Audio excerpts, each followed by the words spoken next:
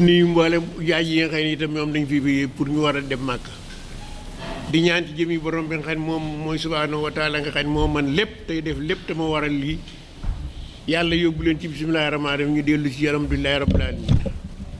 te lépp lu ñu fa ñaan lu ne yàlla na ko yàlla nangu ci kàttanu yàlla ak ndimbalam yàlla na yàlla nangu seen aj gi def ko aj gu yàlla nangu te fi ngeen jógee yàlla def fi barke ginnaaw loolu bu ma nuyoo ñëpp ba noppi di leen balaax di ñaan yàlla yéen ñi nga xam ne yéen daanaa ko fi wax yéen ñi nga xam ne yooyu ni ñii ñu tànn ngeen war a dem Màkka yéen da ngeen a mel ni ay kii la ngeen ay ambassadeur ngeen su ngeen demee ca Kaaba ga mbaa ngeen dem Madina lépp lu ngeen fa ñaanal seen bopp ñaanal ko dëkk bi ngeen jóge na ngeen ko ñaanal ali bay seenum bii ngi traani bi nga xam ne moom la muy defal yàlla yokk usine bi ba at mu jot mu gën koo man gën koo tal yàlla def fi jàmm ak sutura personnel la bii nga xam ne ñoom ñoo fi nekk nun noo ngi leen di gërëm ñëpp ñu ngi dande ci kaw ba ci suuf ndax ñoom ñëpp ñun chef de village yi jox nañ ñu cëru xam nañu ni ñuy waxee ak ñun ci sutura xam nañ ni ñu wax ak ñun teraanga kon loolu noo ngi leen ciy gërëm di leen di sant noo ngi leen ciy gërëm di leen di sant lii nga xam ne nag yéen teraanga bii nga xam ne moom ngeen ñuy defal musuñu koo am ci benn société boo xam ne sama dañ Sénégal dinu jël dinu yóbbu màkk ay at mu jot dinu jox paas yi màkk at mu jot yor nu fa sunu dara warul nu fa loolu teraanga bu rëy la ku ko defal bu jurit kenn mënu laa fay loolu yàlla mi mën a fay yàlla neen fay ginnaaw loolu da ngeen di jox xarit tabaski dinu jox suukaru koor dinu dimbali ci njaboot kon loolu noo ngi leen ciy sant leen gërëm cant goo xam ne am na fu mu dale waaye amul fu mu yem yàlla mi yor suutari yor teraanga daal yor ak mucc yàlla na yàlla musal usine bii ci lépp fi musiba ci bépp balaa yàlla na ko ci yàlla musal te def ci jàmm joo xam ne bis bu nekk day yokk sunu njaboot gi ciy liggéey bis bu ne noonu day leen di sant jub leen ndax nit ki boo demee fi barabam di ko liggéey la lay dimbali mooy nga lam la sant nga di ko def lu mu la terewul ko def man sunu njaboot de noonu loolu leen leen digal te woo yoon ci la nekk ak ñoom guddi ak bëccëg leen ko sant kon ñoo ngi leen di gërëm di leen sant yéen personnel usine bi ginnaaw loolu madame Mbaye noo ngi lay wax bi may wax ci turu chef du village yi mooy lim yëpp ci la jógee mooy chef du village su Ndey Ngomeen sën séréer sën olof ak galaan ñun ñëpp noo lay ñaan yoon wii nga xam ne moo ñu jaayee fi jóge foofu ba Pout noo ngi ñaan nga defaral nu ko ndax bari na jafe-jafe yool dimbali woon nga nuy sax fomal nga nu ko pom boo xam ne bii te sunuy maam ba tey mësuñu ko am loolu noo ngi sant di ko gërëm rang-rang bi ñu fi defe nit dafa wàcc danoo bëgg nga latrigal nu ko ba mu àgg Pout ndax jàllukaay la boo xam ne bii mboolem lujum bu ñuy béy ak luy dundal Pout ci zone bi lay jóge suñ zone bi lay jóge kon danoo bëgg yoon woowu ku nu ci dimbali latrigal na ko ba mu gën a dëgër ba oto yi man cee jaar di jëli di voyage nit ñi di jëli suñuy bagage yi loolu daal ñi ma lim ñoom ñëpp seen jàmbat la boo xam ne dañ koo teg sama loxo ni ma na nga nu ko waxal madame Mbaye mu jottali na ko ku ko war a jote li ma ciy tegaat nag mooy autorisation boo xam ne bii defar gi laaj na ko suñu maire nga nële man bu ngeen ma ko santee ma dem ci moom mu jox leen autorisation ndax ba ngeen muy defaral yoon wali booba balaa fi ne bala dafa ma laaj autorisation ba ma demee ci moom tegu ca baat dafa dal signé rek jox ma di jox ko bala kon loolu it tàllal nañ leen ci seen loxo ndax suñu maire yi lu dimbali njaboot gi dongul moo leen fi baax kon ku leen di jàppale ci njaboot gi dañ lay sant di la gërëm cant gi ci ñoom lay dale ñëw ci noonu ak suñu sous-préfet bi nga xam ne ku woyof la ku bëgg doomu aadama la ku xam liñ ko fi tege la mu ngi sàmm njaboot gi ci biir ak ci biti di leen orienté ci lu ñu war a def ak lu ñu war a def mu leen ko xamal kooku kilifa na ku ko am ku ne da nga koy ñaanal yàlla mu yàgg fi yàlla na nga fi yàgg te yàlla na yàlla sàmm la aar la man day gis naa ci yow méthode boo xam ne bii bëriwul kilifa yi moo ko gis kon yàlla mi nga xam ne moo amit càmm yàlla na la yàlla sàmm aar la ba njaboot gi ñoom ñëpp li nga ci bëgg ci njub ci tegu ci yoon yàlla defal la ko defal ko njaboot gi yëpp nag noo ngi ballu ak tey balaax yàlla na ngeen dem ci bisimilahi rahmaani rahim dellu ci alhamdulilahi rabbil alamin lépp lu ngeen fa def yàlla na ko bu ngeen demee Madina bu leen fàtti Dangote bu leen fàtti seen bopp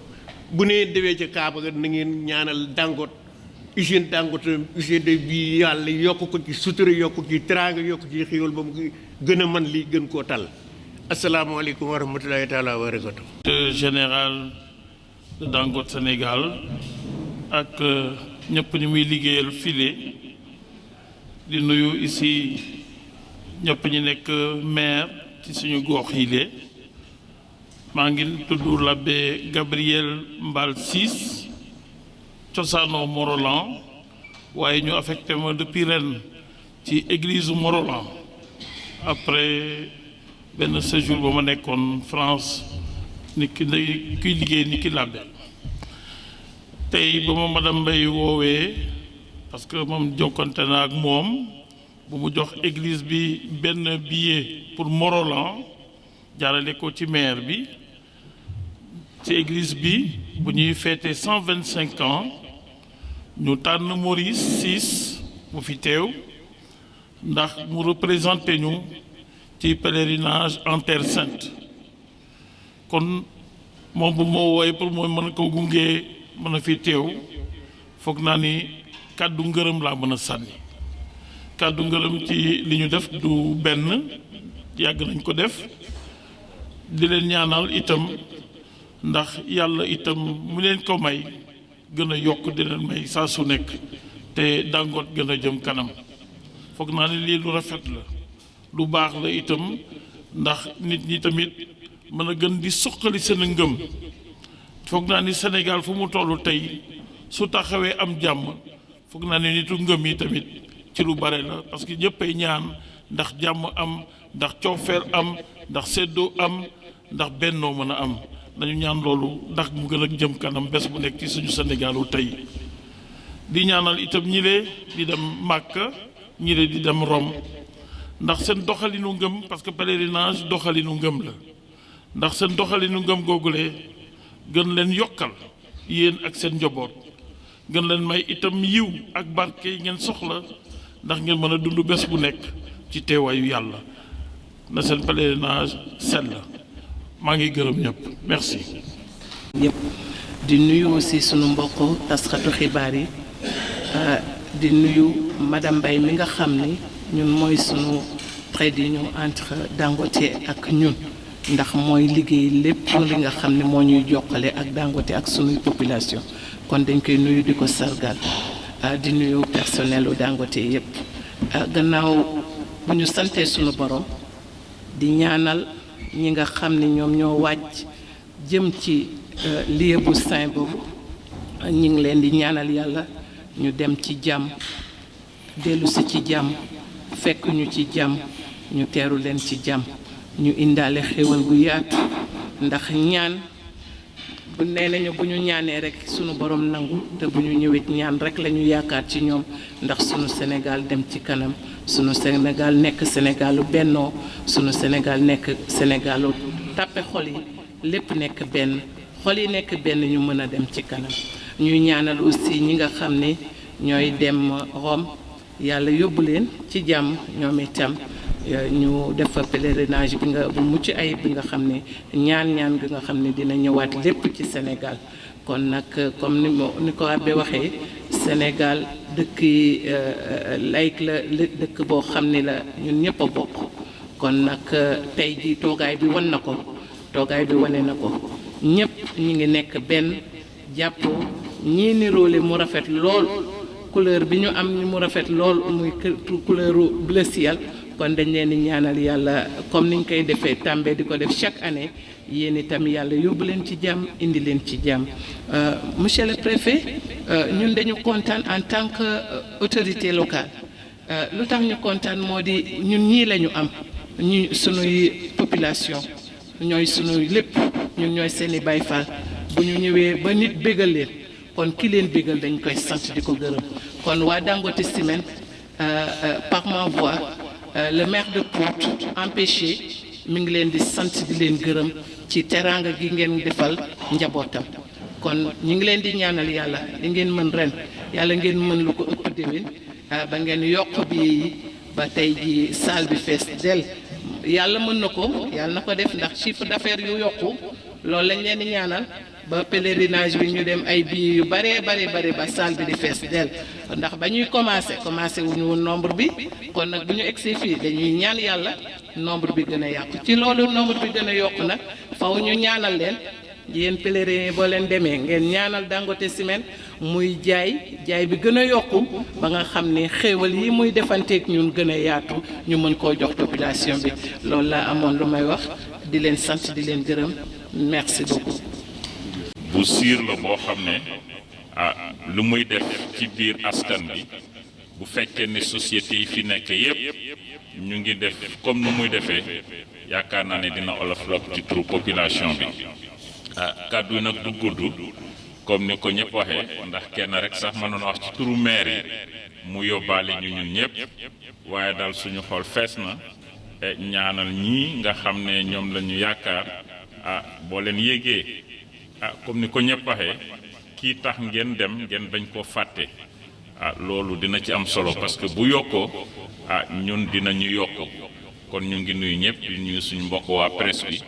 nga xam ne aussi fu ñu mënula yéggalee xibaar yi ñoom ñoo fa yéggee kon monsieur le préfet donc maa ngi lay àndaaleel nuyoo le sous-préfet de Sindia xam na ne maa ngi ñëw fii mu ngi may tooñ sax mu ne ma yow foo toog rek man maa ngi foofu mais di seede rek madame Mbaye comme kanamu ñëpp vraiment relation bi nga xam ne mu nekk intermédiaire diggante communes yi ak Dangote mu ngi liggéey bu am solo ndax lépp loo xam ne li information la wala jëflante bu war a am diggante Dangote ak population bi wax dëgg si yàlla mu ngi koy def bu baax a baax donc loolu il fallait ma témoigner ko ci sa kanamu collègues yi ci sa kanamu supérieurs yi xam ne vraiment ñun sax ñu bëri jàpp nañ sax madame Mbaye mooy directrice bi parce que nu muy joxe information bi ak disponibilité am dafa am solo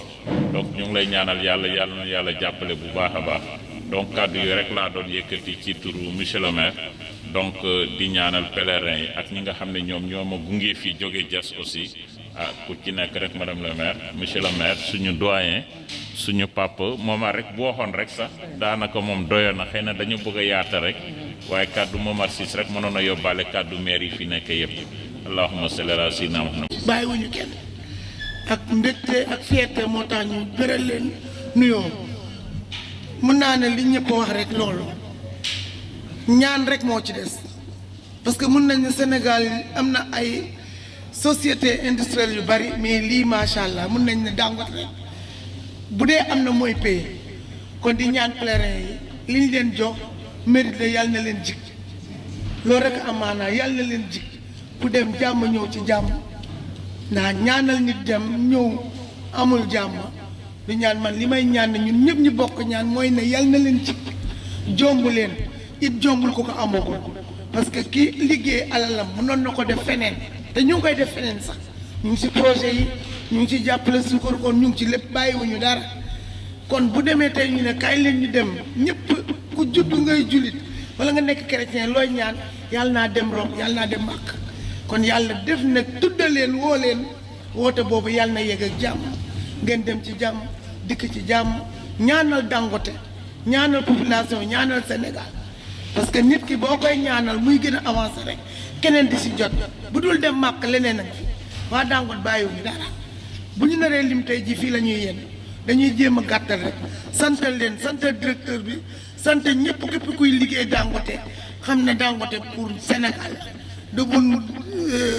ñeenti communes yi popularisées mais c'est pour tout le Sénégal di wax na rek fi may mujjantale mooy ne ñun aussi nañ doon ay commerçant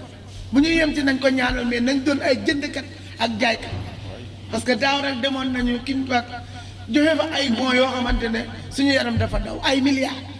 lu ko waral mooy ñii commerçant yi jënd kon ñun tamit nañu nekk ay animatrice ne nañu jënd te ciment Dangote loolu mooy suñu valeur mooy suñu ndam pour lii ñu am tey mu gën a yokk ci projet yëpp di ñaanal ñëpp di gërëm ñëpp di beral suñu abbé loxo suñu kiire bu baax bi macha allah doomu dëkk bi la am fa ñaan am fa wërsëg am fa lépp ñëwam bii at bi moom macha allah di la jox sa wàccuwaay di gërëm ñëpp. ci nuyoo bi monsieur le sous-préfet de l'arrondissement de Kër Moussa le directeur général Dangote ak personnel am yëpp les chefs de village les imams de tous bords di beral nuyoo aussi suñuy futurs pèlerins yi di ñaan ci yàlla may leen ñu dem ci jàmm dellu si ci jàmm suñu ndaje tey bii dañu ko aadawoo di ko def bokkoon naa ci ñi nga xam ne dañ doon sàkku pour que lu mel nii bu amatee ñu def ko une cérémonie pour que aussi population yi xam pourquoi woon loolu xam ngeen ne l'implantation de l'usine de Dangote fii bari woon na lool ay jafe-jafe de tous bords man mii di wax yaakaar naa ne je suis le mieux placé pour wax ci côté boobu parce que amoon na fi benn trio ou bien un tierce gagnant bu fi nekkoon muy le feu Kader Mbacké Oumel Galaan ak man mii donc ma ñaan sax ci imam ñaar ñooñu ma jëkk a tudd te ma war a topp ci seen ginnaaw ndax ñoom ñëpp dem nañu nga defal leen ñaan su ngeen demee Màkka aussi ñii ma leen tudd ngeen defal leen ñaan parce que nag tàgge boo gis am na jàppal ma diw te ñooñu ma tudd dañ fi jouer rôle bu am solo ci sama kanam boobaak léegi dem na ci ay at yu bari ma wax léegi ne souvent Dangote li mu organisé tey benn la rek ci yi nga xamante ne mu ngi jóge ci moom di dem ci suñuy commune yoo xam ne benn bu ci gis bis buñ ci yeggee rek lañ ca war a wax dinañ ko wax mais tey li am mooy ñi nga xamante ne jàppandil na leen ñu mën a mottali benn ci seen ponk muy aj ku ci na xam jafe yi ci nekk moo xam ñiy dem Rome la moo xam ñiy dem Màkk la loolu bu ñu taxawalee cérémonie bu mel nii tey jii ñu di ko fi def wala di ko fi defaat mënuñu lu dul ci turu population yépp ñu sant leen gërëm leen waaye damay toujours ñëw ci la ma doon wax démb ak bëkk démb wax naa ne bokk naa ci ñi nga xam ne doon naa ñaan madame Mbaye ne bu ñuy joxeeti billet màkk yi nañ ko def ci benn cérémonie mais je pense que jot na ñu di ko génne ci biti parce que ñu ngi ci biir salle boo xam ne c'est un peu restreint quand même am na ñoo xam ne ci population bi xamuñu lan la te doon na jaadu nit ki aussi bu amee looy xeex ba loola commencé am njariñ ñu di ko tegal seen bopp nga génne leen ko ci biti xamal leen ne lii laa doon xeex démb ak bëkk démb je pense que c'est important monsieur le préfet monsieur le directeur ñu ngi leen di sant di leen gërëm vraiment tey jii ku ñu xam-xam ne nitu discours lañu mais làmmiñ yi xaw naa damm pourquoi parce que émotion bi moo xaw a ëpp parce que nag quoi qu'on dise li nga xam ne def nañu ko tey jii te Dangote def ko fi te moom du moom rek moo fi nekk société du moom rek moo fi nekk mais ce qui est sûr li nga xam ne mu ngi koy def jëme ko ci askan wi en tout cas yaakaar naa ne askan wi xam nañu ko te jot nañu loola donc bon loolu ñu ngi leen ciy remercier bu baax di ñaan yàlla itam projet yi nga xam ne entamé nañu ko ak Dangote yépp yàlla àggali ñu ko te am nañ ci yaakaar bu wér ndax mosuñ ci taxaw ci benn yoon vraiment lépp loo xam ne waxante woon nañu ko ak ñoom en tant que commune te li may wax dafa engagé toutes les communes les 4 communes yi nga xamante ne ñoom la Dangote touché xam naa ne wax bi yëpp benn la ci loolu di remercier aussi suñu naataangoo yi nga xam ne toog nañu fi ñoom ñëpp nga xamante ne comme ni ko suñu rakk ji waxee léegi Diouf kenn rek bu waxoon rek doy na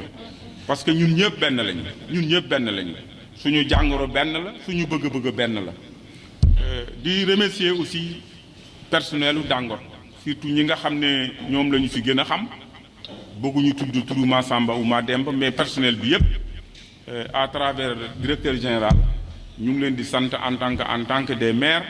di leen sant di leen gërëm di ñaan ci yàlla daal vraiment cérémonie bi yàlla nañ ko yàgg a def ngeen yàgg ko def jëme ko ci population yi yooyu rek lañ ci amoon ci ay kàddu ñu ngi leen di sant di leen gërëm asalaamaaleykum wa rahmatullah.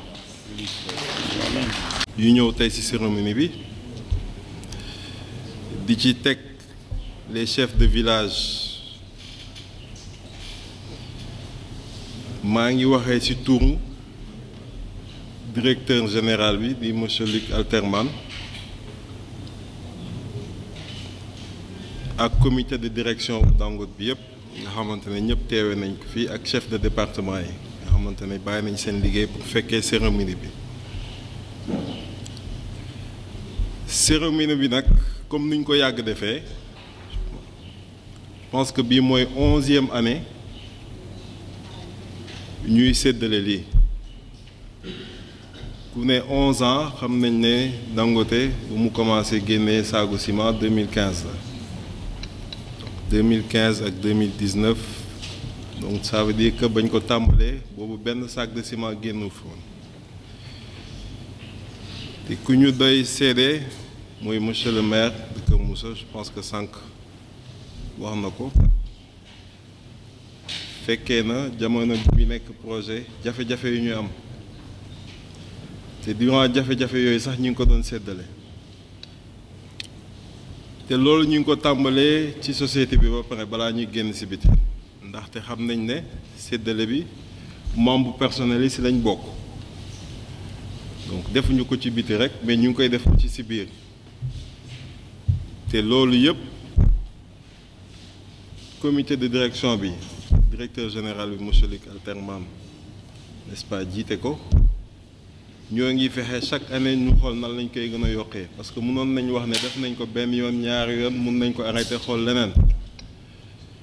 mais en plus de ñu ngi koy def chaque année parce que boo xoolee bañ ko tàmbalee léegi je pense que plus de 180 personnes yóbbu nañ leen pèlerinage loolu maanaam chiffre bu am solo la te fàttewuñ ci kenn mooy suñu mbokk jullit yi ak suñu mbokk catholique yi daanaka ren sax boo xoolee ci personnel bi benn jullit ak benn catholique ñooy dem donc te aussi comme nu ko monsieur le maire waxee sànq yeneen ñu ciy yokk ndaxte lii rek lañ gis mais xam nañ ne ñu ngi yëngatu aussi ci yeneen domaine pour population yi ñëpp bon ñu ci bëri ñi fekkee nañu bañ doon def pose de première pierre n'est-ce pas maternité wu Pout bi collège wu Ñaaxi bi centre de santé Fulum ak salle de classe ñuy tabax Diass xam naa fii ki fan yi néew sax dinañ ko inaugurer ndaxte liggéey bi sori na donc loolu c'est juste pour fàttali leen nekk ne ñu ngi ci lii mais ñu ngi ci leneen tamit lu dul lii te yàgg nañ ko def mais daanu loon feeñ comme monsieur le maire du mu ko waxee sànq moo ñu soññ pour ñu koy génnee ndax nee nañ kuy def lu baax danga ko war a wane ndax ñeneen ñi war kaa mën a def donc ñu ngi ciy góorgóorlu nag ñu ngi ciy góorgóorlu bu baax di xool chaque année nan lañ ko mën a yokkee ndaxte li fi nekk nii ñëpp dañ see war a gis seen bopp donc population yi ñu wër je pense que lii ñu leen di defal xeeb nañ ko lool nag xeeb nañ ko lool te bu ñu sañoon chaque année mu gën a yokk ba ñëpp gis seen bopp maa ngi ñaan tamit ñii di séddalee affaire ngi ci village yi nañu bàyyi xel soxna yi ndaxte daaw je pense waxoon nañ ko nañu bàyyi xel soxna yi bu baax soxna yi tamit xam naa ne bëgg nañoo dem Makk ak ñi bëgg dem Rome donc bàyyi leen xel chef de village ak imam yi boo leen di séddale na ngeen bàyyi xel suñu yaay yi ñoom tam xam naa ne bëgg nañ dem donc bon xam naa ne damay gàttal rek ndaxte waxtu bi xat na te ku nekk am na ay soxla yoo war a doxi donc di leen remercier pour déplacement bi ngeen def tamit pour ñeneen ñoo xamante ne ñëw nañu fekkee ndaje bi te xam ne ñun ak yéen tàmbale na waaye kenn xamul fu muy yem donc ñaanal leen ñu bu affaire ñu yokkee lu muy gën a yokk yéen tam muy yokk ci yéen ba ñëpp di ko yëg voilà merci beaucoup loolu kàddu yooyu laa bëggoon sànni merci. Vous, chers pèlerins et chers citoyens, les membres du personnel et nos amis journalistes, vraiment je devrais dire Alhamdulillah, Alléluia, parce que cette cérémonie qui nous avait réunis l'année passée, on est en train de refaire ça aujourd'hui. Et cela témoigne du dynamisme et de la générosité de l'entreprise Dangote Cement SA avec qui nous cohabitons. Et cette belle cohabitation se traduit par ce genre de cérémonie que nous voyons tous les jours. Et j'approuve vraiment l'idée du maire et l'idée de M. Mbaye de féminiser davantage les pèlerins, mais aussi de rendre la cérémonie beaucoup plus publique et beaucoup plus accessible. Je pense qu'il est temps que Dangote puisse sortir et sortir grandement pour que les gens puissent connaître davantage ce qui se fait. Et ce serait une belle cérémonie et un bon moment de communication parce que vous en avez besoin. Pour rejoindre Madame le maire de Morolan qui parlait de communication et de marketing. Et c'est un bon moyen de marketing pour toucher le plus de population possible. Parce que vous partagez un périmètre restreint avec d'autres entreprises et je pense que vous êtes la seule, je ne parle pas sur le plan de votre secteur au niveau de la cimenterie, mais je parlerai de toutes les entreprises qui sont dans la zone. Et vous êtes la seule qui s'active au niveau du social et du vrai social. Parce que certains s'occupent de distribuer des moustiquaires imprégnés ou bien des paquets de sucre, mais vraiment, chez vous, ce n'est pas le cas. Ce n'est pas pour vous jeter des lauriers, mais pour vous demander et solliciter que vous puissiez accentuer, et c'est que ce sera le cas. Comme les autres l'ont dit, on va prier pour que vos moyens puissent s'accroître davantage et que cela puisse se retrouver au niveau des populations et des collectivités de manière générale. En tout cas, sachez que pour ce qui concerne l'État dans la zone, nous apprécions vraiment votre présence ici et nous devons vous citer en exemple pour que les autres puissent suivre. Et c'est ce que nous faisons pour que les gens puissent savoir que le partenariat, c'est entre l'État et les populations. La raison d'être de l'État, c'est de satisfaire les besoins primaires et élémentaires, élémentaires des populations. Mais à côté de l'État, vous faites les mêmes choses. Donc nous souhaitons que cela puisse perdurer pour le bien-être des populations, mais pour le compte de l'État, qui va vous accompagner davantage et qui va vraiment vous donner les facilités qu'il faut dans le respect des lois et règlements. Et le premier respect, c'est l'environnement qu'il y a autour, parce que si on vous dit qu'à côté de Dangote, il y a Sun, il y a Niahip et d'autres zones, et la plus forte zone de production maraîchère est à côté de Dangote, cela veut dire que ça marche très bien. Et sur ce plan, vraiment, nous vous en félicitons. Nous vous félicitons aussi pour avoir investi dans les secteurs, ce que nous pouvons appeler les mamelles du développement, l'éducation et la santé. Et nous nous donnons rendez-vous pour la semaine prochaine pour les inaugurations. M. Mbaye le disait tout à l'heure, nous en sommes très fiers. et vous avez épousé l'idée qui a sous-tendu le second mandat du président de la République, le fast track. Ces réalisations ont été faites en des temps records, ce qui nous pousse à dire que ces entreprises qui gagnent ces marchés de l'État et du secteur privé devraient s'inspirer de vous. Et nous avons vraiment fait un plaidoyer auprès des maires pour qu'ils mettent l'accent pour que ces entreprises puissent livrer à temps ces infrastructures, qui sont les besoins des populations. Et nous vous attendons pour d'autres réalisations et pour d'autres aspects de la vie des populations. Mais c'est un plaisir pour moi vraiment d'être dans cette cérémonie, comme je préside, mais aussi de retrouver le commandant de brigade de gendarmerie de Pout, qui couvre Keur Moussa, et vraiment qui est un excellent partenaire, à qui nous souhaitons un bon voyage, comme du reste tous les autres pèlerins. Mais vous m'avez offert la possibilité, vraiment, en fait, moi, mes parents vont partir à la Mecque cette année, et je n'avais pas la possibilité pour mon second père de l'amener, et c'est M. Diop, ici présent, et Dangote m'a permis de pouvoir l'amener, et je tenais à le remercier solennellement devant tout le monde, parce que c'est quelqu'un qui a contribué à ma formation et à ma vie d'homme tout court. Et quand je dis vie d'homme tout court, donc cela veut dire ce que je suis devenu aujourd'hui, en grande partie c'est grâce à lui. Et je remercie Dangote pour vraiment nous avoir donné cette possibilité. Et c'est l'occasion pour me tourner vers les pèlerins, pour solliciter et demander que vous soyez des ambassadeurs, comme ce fut le cas avec les autres vagues de pèlerins qui sont passés. Et nous ne doutons pas de cela, et nous savons que vous allez le faire et le réaliser pour le compte de l'État du Sénégal. Parce qu'il y a l'image du Sénégal et vraiment l'ouverture qu'il faut pour accroître et représenter dignement notre pays. Nous vous souhaitons un excellent voyage avec un bon pèlerinage, aussi bien pour les chrétiens que pour les musulmans. Et Dangote a confirmé le choix de vivre de tous les Sénégalais, la cohabitation. Et cette exemplarité, et vraiment, on l'a vécu aujourd'hui. Et nous souhaitons que cela puisse vraiment aller de l'avant. Et comme il est de coutume, je vais jeter peut-être quelques mots en Wolof pour dire que nous ngi leen di ñaanal ngeen dem ci jàmm, egg ci jàmm, fekk fa jàmm, mais ñaanal réew mi jàmm. Surtout nag jamono yu ñu toll mooy ndoxu taw la ñuy soxla. Ngeen ñaan yàlla def fi ndox bu am njariñ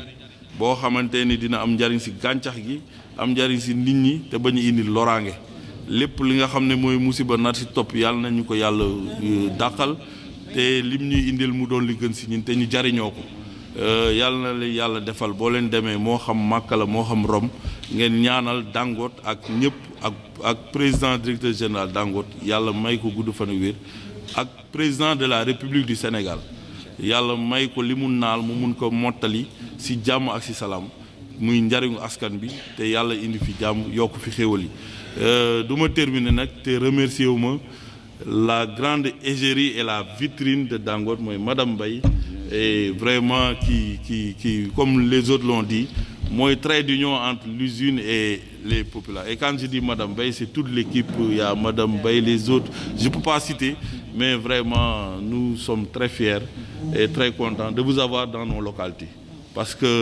y a d'autres industries, quand elles s'installent, c'est toujours des difficultés à gérer. Et quand on vient très souvent vous rendre visite, c'est pour des remises de titres de voyage ou bien d'autres cérémonies qui se font dans des conditions vraiment qui sont très agréables. Vraiment, merci. Yàlla na yàlla yokk xéwal et que l'année prochaine ñu def ko ci biti. Vraiment loolu luy baax la parce que nit ñi di romb di ko gis dañuy wax teraanga àdduna bët lay doon mais ñu xam ko parce que c'est bien, il y a la presse qui est là mais kiy jaay mango ci table bi ak kii nga xam ne mooy jaay gerte kiy romb di dem donc ñoom war nañ koy xam te peut-être ñëpp amuñu jotu xool presse bi donc ñu leen di gën a ñaanal te ñu ñaanal presse région de Thiès yàlla yokk xéwal yi dëgëral taxawaay bi merci beaucoup et du courage merci.